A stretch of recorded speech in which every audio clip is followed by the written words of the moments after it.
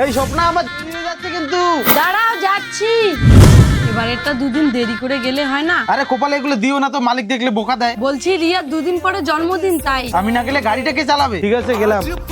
বাবা তোমাকে যেতে দিব না আমি। আরে কি হলো তোর? না বাবা, তুমি একবার গেলে প্রায় 6 মাস পরে আসো। পাগল, এটাই তো আমার কাজ। কাজ না করলে খাবো কি? ভালো করে থাকিস। না বাবা না, আমি তোমাকে যেতে দিব না। আরে কোথায় বুঝিস না? যা রেডি হয়ে আয়, তোকে স্কুলে ছেড়ে দিয়ে আমি ওইদিকে চলে যাবো।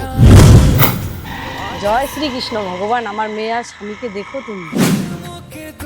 কি হলো রে? দাদা আমি একটু মন্দিরে যাব আর হাঁটতেই পারছি না, যদি একটু। না ভাই পারবো না, তোর যে অবস্থা ছিঁড়ে জামা কাপড় পরে।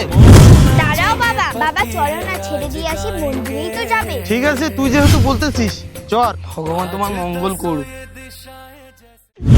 1 ঘন্টা লেট আর মানা যায় না। এই নতুন কাউকে পাঠাই দে, ওর আর দরকার নেই। ঠিক আছে বস। কি হলো আবার? এইদিকে না, এইদিকে একটু এগিয়ে দাও। রিয়া তোর জন্য কিন্তু আমি 1 ঘন্টা লেট হয়ে গেছি, আর কিন্তু আমি পারছি না। বাবা সামনেই মনে হয়। মামি, মামি দেখো কি সর্বনাশ হয়ে গেছে। হ্যালো? হ্যালো, তোমরা ঠিক আছো তো? তুমি যে গাড়িটা চালাতে সেই গাড়িটা আগুনের অ্যাক্সিডেন্ট হয়েছে। হ্যাঁ কি বলছো কি তুমি?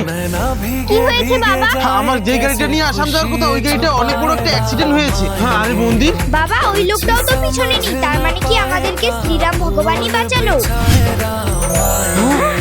জয় শ্রীরাম। হ্যাঁ বন্ধুরা, ভগবান সর্বদা আমাদের পাশেই থাকে। একটি লাইক করে কমেন্ট করে জানাবেন।